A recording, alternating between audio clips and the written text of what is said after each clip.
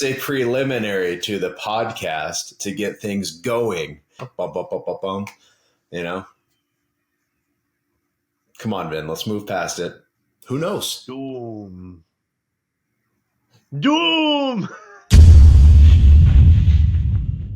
All right, everybody. Welcome back to the 1% Podcast. I'm your host, Vin N. And I'm Shane. And today we are going to talk about the interweb and all the things about it. And most importantly, the fun stuff that happened today. What is today? Today is 3/5/24. March 5th, 2024.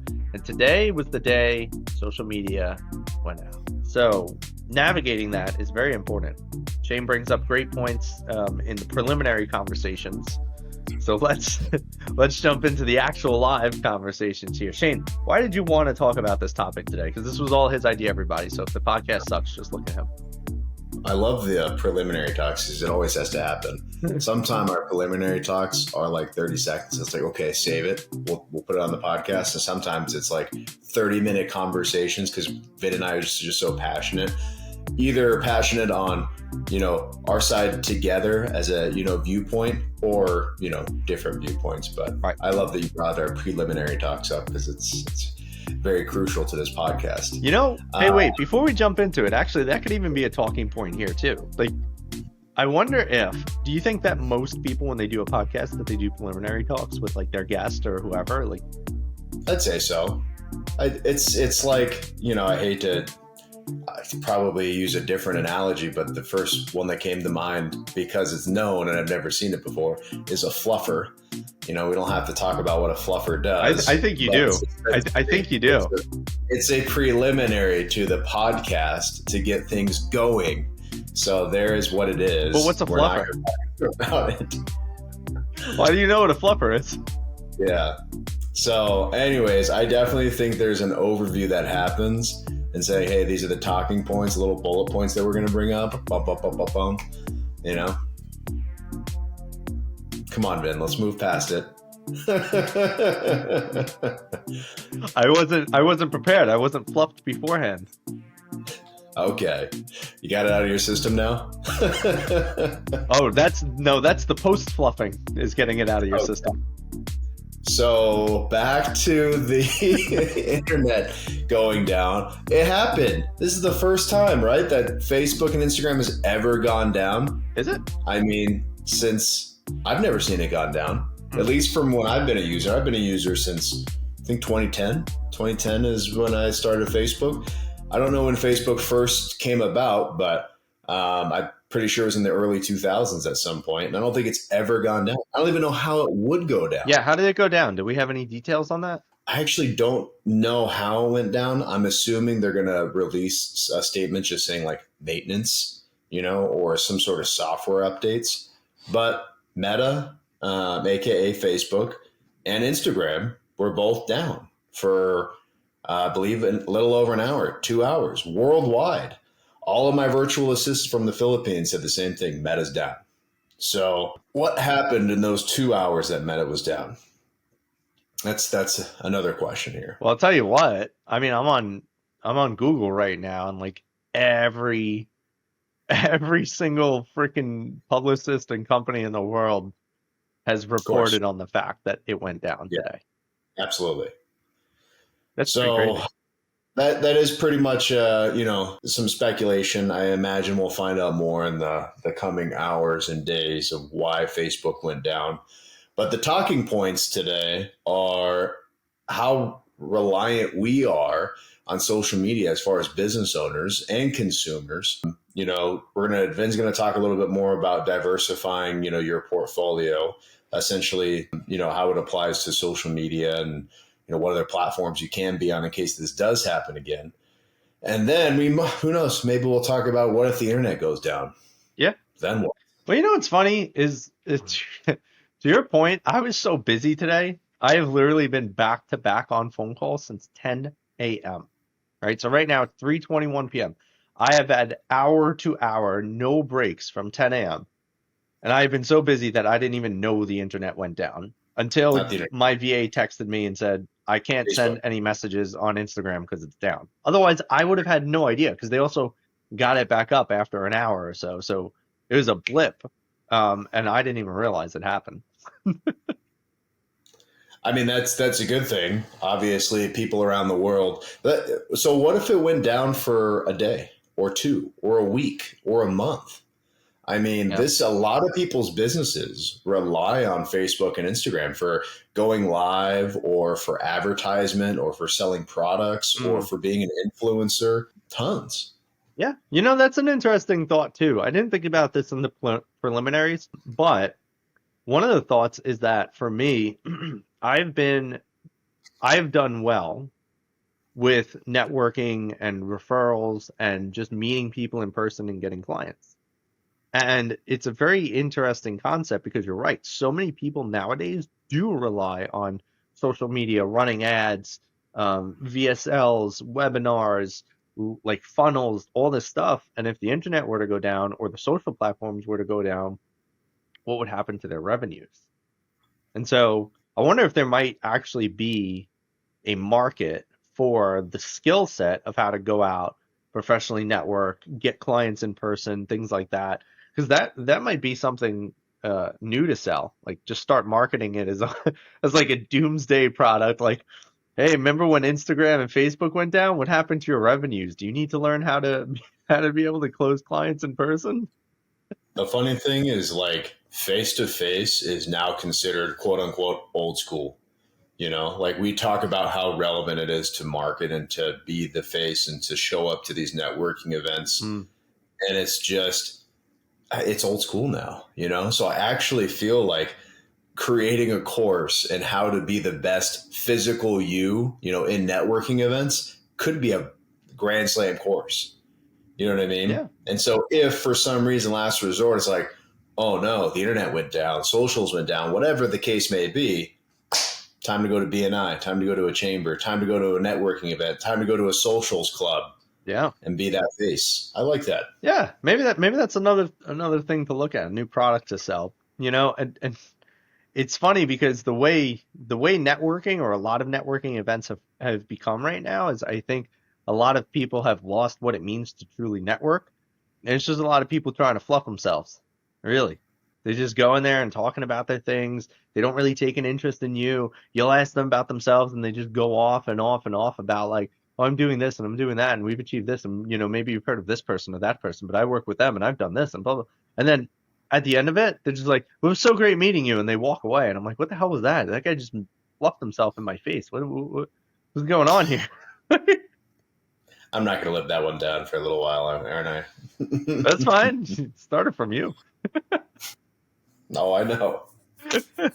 But I mean, it's interesting because there's so much in here of like how everything has really gone digital, and there's so much reliance on that people even forget how to, as the kids say, they forget how to act right in person. So we could probably do a course on that. All right, everybody, listen up. It's not available, but you're gonna buy a course on this from me. I mean, even just saying it though, too, like let's put things into perspective here. And I don't want to shift too much into this, but like Vin just brought up a good point. Have you seen where this generation of kids are? Like, I'm not around, enough kids to make this as a blanketed statement, but just some of my friends who have teenagers, and I'm talking teenagers to young adults in the range of 12 all the way up to 21. These kids have been prone to watch YouTube videos and watch tutorials of, how to do something on Minecraft or how to beat a game, but they don't play the game. They just want to watch other people do it and talk about how they're doing it, which is nuts. So I feel that they're already getting further away from reality in life and this is what they like to do. And it's just kind of mind blowing of how reliant they are. Like if that was my son or daughter, how about we go outside and we play? Does that not happen anymore? I mean, you're in New York, I'm in Vegas. Do you see kids outside in neighborhoods shooting hoops? Like, or is it from since you were a kid? Like, is it a lot less? It is for me. I don't see kids riding bikes outside. It's beautiful outside. No, I don't see hoops around my neighborhood and shooting hoops. And, my mom used to close the door and say, "All right, come back when the sun's down. If you're thirsty, there's a hose out front." Ah, yes, Shane doing the back in my day speech. I love it. I'm just saying, it's just a different society right now. I think maybe no internet might do this, society a little good. No internet would send us back to the glory days. I think the '90s was the peak of humanity. I enjoyed it. Just because we were in the glory of the 90s, I would agree with you. I can't really talk in the other eras, but since we're both, living our glory days in the 90s, absolutely. I mean, come That's on, dude. The freaking the sleepovers, because even that, like game systems were brand new. So if your friend had a game system, you're gonna sleep over. Or you do a LAN party where everybody bring their big clunky desktops to one I love person's how you're house. talking about technology with the sleepovers too. It's kind of funny, but Well, I do agree with the sentiment. yeah. Yeah, but even still, that was funny. I mean, I remember one time I set up a camping tent in my basement to play Nintendo 64 all night with my friend. Yeah, I've definitely done N64 parties too. But it is interesting because Super fun. the generation is different. I think it depends where you are. I live in Staten Island. There is still, in my view or my understanding of it, there's still a heavy family dynamic and a heavy community dynamic here. And so there's still a lot of people like there. I live right next to a park. Every time I go there, there's people shooting hoops and a lot of people.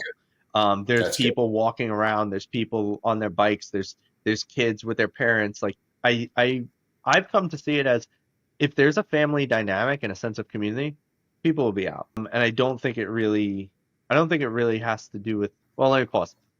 I want to say it doesn't have to do with the generation, but it does. But I don't know if it's exactly as we're thinking.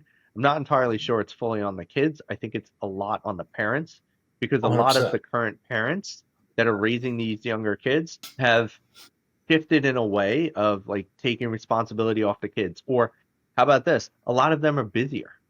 It's more common now to have two income families and things like that. So there's less time with the kids. Parents are less aware. Parents are less intentional. And so it's creating a breakdown of the family unit. And then kids get curious because they want to learn something and they're looking to learn it from somebody. And if it's not going to be the parent or the person in their life, it might be the dude making a freaking castle on Minecraft, even though they don't play Minecraft. But that's my exact point. Like, we didn't have that as kids because my family is not well off. My family was both dual incomes and they wouldn't come home until 5, 6 o'clock at night. And then they would make dinner and hang out and do family time stuff. But I mean, that goes exactly for what you're saying. But I didn't have those types of escapes. My escapes were friends and, going outside and playing and after school sports. I feel like I'm just noticing a lot more laziness. Maybe that's the best word of putting it in the parents and in the kids and the lack of momentum of, wanting to do things. And then when it comes to real life experiences, which is why the blue collar industry is significantly failing because there's not a lot of people that are interested in those types of jobs that are under the age of 35 because people don't want to do manual labor. That's what it comes down to. Because the parents were lazy teaching their kids, and the kids are lazy because they don't want to do manual labor and they expect the world. Maybe that's just my opinion on things, right? Ah, I think it's hard to say on that too. Like for me, think I think society had manual labor jobs because they needed them. But as we get technologically advanced, I don't believe there will be a need for a lot of these jobs. I don't believe there's going to be a need for a construction worker or a firefighter. Probably maybe a cop. I don't know if I would trust a robot to be a cop, but a firefighter, yeah, I'd rather send a robot into a fire than a human. Building a building, yeah, I'd rather a robot get crushed by a steel bar than a human. So I look at a lot of the manual labor jobs as they were necessities, and that's probably one of the bigger things that really pushed people to step into them. But as we get more technologically advanced, and it might not be in our lifetime, it might even be in the future, right? But I do see it as these are things that will probably just be taken over by robots anyway. I mean, realistically. I mean, if that does happen, even if you're saying it's not in our lifetime, that means the next 2 to 3 generations are a complete waste, which then our society's going to trash. There's other And then we're things going they to could go do. turn into idiocracy. Well, there's other things they could do, which brings us to our point today of What do you do on the internet? And that's, I mean, because I think a lot of people are generally curious about this because my wife is a second grade school teacher. And, when she asks the kids, what do you want to be when you grow up? And 99% of them say, I want to be YouTubers. And it's crazy to say that, but these are 7-year olds, right? Obviously, their brain adapts and shifts and grows up and matures. But when you start out by saying that, and that's like their mindset and that's their goals compared to how it used to be firefighter, policeman, millionaire, whatever it may be, that's what it's shifting towards. So, how can we diversify our portfolio here? Because we're so reliant on this technology. I believe that it is important to some degree to work on being omnipresent. People will go very hard on one platform because of the fact that they found some success on it. Like, let's say a beauty influencer, she found success on Instagram. But what about TikTok? What about Snapchat? What about YouTube? What about I'm sure there's a few other ones. Maybe even streaming on something like Twitch or Kick. I don't know how much traction that would gain, right? But there's so many other avenues which are important because you might have something happen where your preferred platform goes down. I see, here's the interesting thing, right? And I know you said this might get into a doomsday scenario, which it probably will. Because I gotta be honest, I don't foresee, I really, unless like your account gets banned on Instagram, right? I don't foresee Instagram or Meta, just in general, going down for an extended period of time. Like, do you honestly think Mark would allow Instagram or Facebook to not work for a week or a month or a few months? Like, he literally could not allow that to happen. So there would I know have to that's be a some sort of rhetorical thing. question. What? I know that was a rhetorical question, but the fact is, it did go down. Yeah. And how did it go down? And why did it go down? And why is this the first time that it went down? And why was there no warning that it was going to go down or going to be shut off or for whatever reason? Because Facebook is a open platform that you only need Wi-Fi, internet reception, anything. It's something that you don't need to shut off and turn on. It's not a database where you need to upload things. So it doesn't make sense. So I know your question was rhetorical, but coming back to it, who knows? Doom. Doom. That's all we can think of. No, but so according to what I was googling, there was a issue with the servers. Is Of what course. they said. Yeah, absolutely. Yeah. So apparently what they were doing was they were doing some sort of maintenance on the servers. And the servers, they have it split where they kind of like migrate from one set of servers to another while they do maintenance. And so the migration had a blip in it. And so when the server went down, then obviously everything else went down because of that. And then obviously some people are speculating, well, maybe it was a hacker. It's like, well, we can't rule out hacking, but that's not what they were saying. They didn't say it was hacking. Which, to be fair, I think if you're one of the largest social media companies in the world, you're probably not going to say you've been hacked. So realistically, I don't know what happened. I don't think any of us do, at least at this moment, because it's only been, what, 3 hours or so? The last article I saw, the more recent articles were posted 5 to 6 hours ago. So still too fresh. All right. So Facebook has been open since February 2004. Okay. So for literally 20 years, the only time it's ever gone down before, which was a pre-notice that actually came out in 2021, it was down for 6 to 7 hours because they're doing an expansion. You know when they were also doing expansions? When they first started in different countries, never went down. Do you know how many servers that they transitioned to, transferred to, upgraded to? Never went down for 20 years. Sure, I would give some nonsense BS to get rid of public, notice or whatever it may be. Just like when the army has something go wrong, it was a training exercise. Oh, okay. Great. Awesome. Yeah. I have eternal peace. Thank God. I'm not saying that's a way to live. I'm just saying, really, your servers went down the first time in 20 years. They went down for a few hours. You didn't have a oh shit moment. So there's a blip in the system. Mm-hmm. Oh, okay. So back to it. Sorry. I'm from the government. Trust me, I'm here to help. Exactly. I read this on the internet. It must be true. So, yeah. That's how I base my life, actually. If it's not on the internet, it is definitely not true. So I actually agree with you, and that's because I was curious here because obviously I'm on the different side of the spectrum where my life doesn't revolve around social media as far as making an income or personal or like influencer or even business coaches like then he's very big on social presence. It's a great way to meet clients, right? Yeah, And yeah. if this went, go ahead.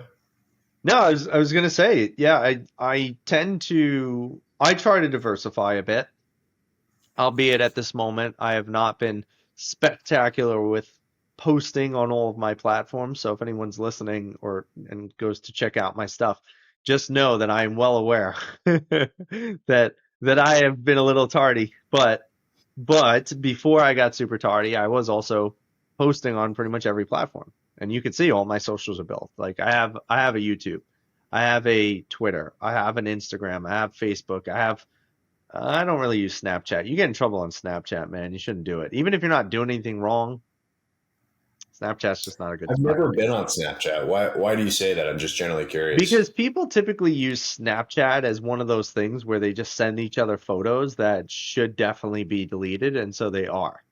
Because Snapchat, when you send a photo via Snapchat, it gets erased in 24 hours. Like just Oh, automatically, that's how the app runs. that's it? That's the premise of the app? Yeah. So So it's a very, yeah, I mean, so you think about how the app runs, you're catching very shady people that come into this app because, Right. Just seems scandalous for sure. right. So the only things that typically happen on Snapchat is you get in trouble, even if you're doing nothing wrong. Like I remember when I had Snapchat a while ago, I was doing nothing wrong. Like literally nothing. I'm in a committed relationship, nothing is wrong. And my girl sees me open my Snapchat, and there was a message or a photo that I got from a friend of mine who was, by the way, a lesbian. But of course, because you can't see what it was because it was deleted, she's like, "Why are you getting messages from this girl?" I'm like, "What do you mean? Like, why are you getting messages on Snapchat and they're deleted?" I'm like, "They're not deleted. It's just how the app works." I'm like, "Yeah, so why are you sending messages on here? Why don't you guys just text?" I'm like, "I don't know, because it's a send a photo app. Like this is just how the app works. What do you mean?" So it turns into this Mm, whole thing, and then you have no I way to feel like ever prove or save yourself because of the fact that everything gets deleted. I was like, you know what? This app is more trouble than it's worth. I just deleted the whole damn thing. smart man right there. Yeah, guys, don't use Snapchat ever if you're in a relationship. There's no point. That's pretty funny. Yeah, if you got friends and you have things to send them as photos, send it via text. Anyway, so there's many ways that you can diversify. You could use Snapchat. There is, to be fair, there is a business function on it, like Gary Vee. If anyone knows who he is, he's a very successful business guy. He likes to be considered a thought leader. He's on Snapchat, and people could watch your stories, things like that. So Gary puts out a lot of content on Snapchat.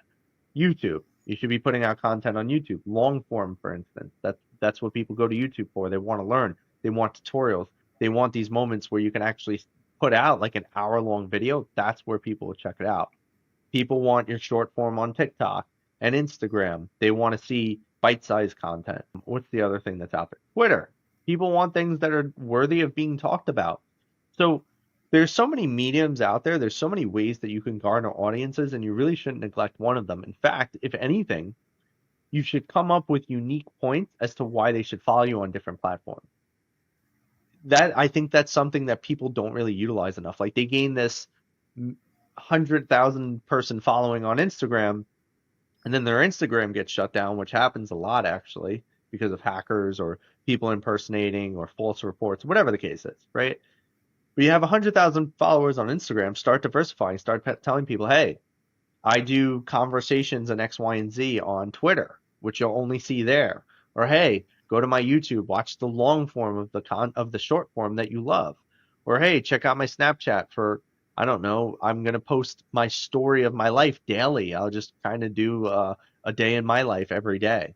So come up with different reasons people should start jumping between your platforms so that ultimately you're making sure that you're not reliant on one platform should something go bad. And number two is there's different sources of income. Every social media platform has their own creator fund. Some of them pay better than others. You might get better results being on YouTube than you would on Instagram. So these are other things to consider too, is if you're trying to make an income, why not diversify your income? Because in diversifying your social media and your presence, you're actually diversifying your income. You could get paychecks from all these different social media companies if you have a big enough following and you're garnering enough attention. And by keeping all of your stuff unique on the different platforms, you're going to keep getting consistent attention from consistent people, which build a very loyal fan base, which ultimately translates to selling back end products if that's your route, right? So if you're not just an influencer who's going to pose on social media, maybe you have a course you want to sell. Maybe you have an ebook. Maybe you have an actual book. Maybe you have a coaching offer or a consulting offer or some sort of one-to-one service. You keep getting these people bought into your ecosystem because they get so enwrapped and enveloped in what you're building. You just start creating consistent income. So it's so important to diversify what you're doing, not even just for the sake of like, oh, if Instagram goes down, how about for the sake of building a legitimate business that you can actually sustain for extended periods of time? The funny thing is we actually preach some of this same stuff to our clients when they're looking for socials, like when they're looking to post on their socials and they want to delegate their stuff to a VA. And they say, well, how many channels are you on? I'm on Facebook and Instagram. Well, why are you not on the other platforms? It's like, well, I don't want to create new content for this. And I think it's very important to say that you don't have to create fresh content per platform because Right. that's going to take 2, 3, 4 times as long. Diversify your portfolio, diversify the content. If you want week one stuff to go on Facebook and you want week two stuff to go on Instagram and week three stuff to go on YouTube and week four stuff to go on LinkedIn or whatever it may be, guess what? Throw it all around. Now you got 1 month's worth of content showing on all of your stuff at different times, different things. That's so funny. We say that same stuff to our guys too.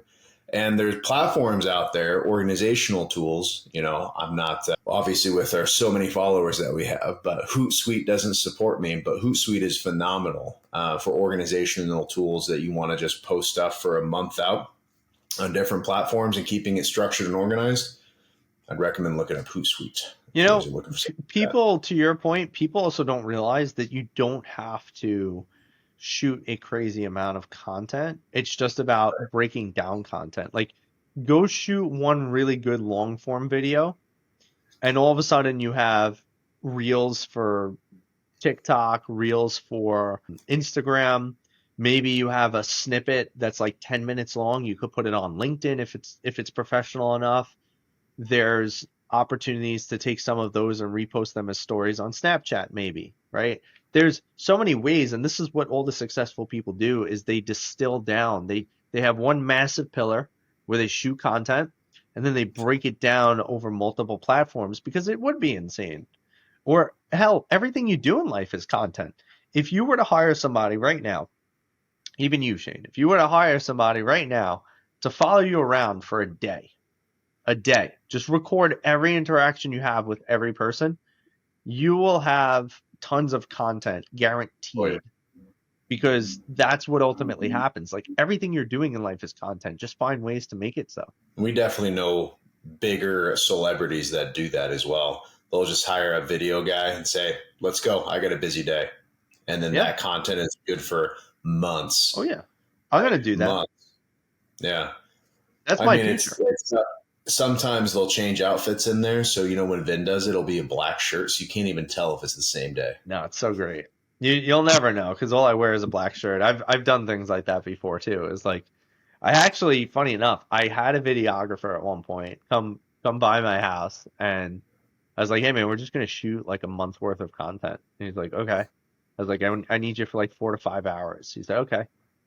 And then he goes, well, make sure you have a few outfit changes ready. I'm like, no.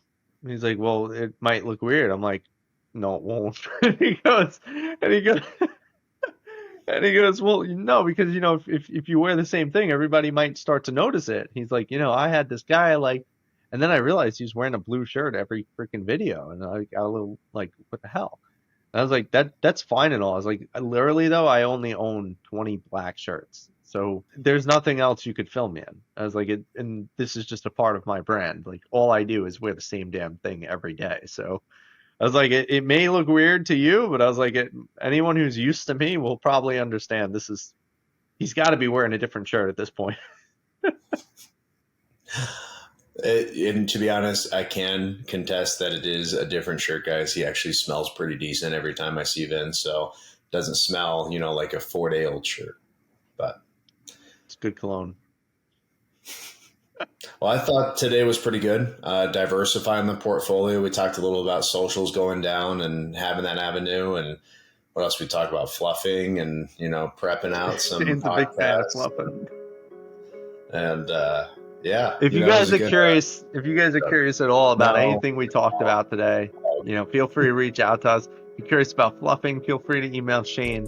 He knows all about that. He's the expert on that one. But yeah, today was a great day overall. It was. I had a lot of fun. I think Shane had some fun, and there was not much fluff in the actual podcast. It was all substance.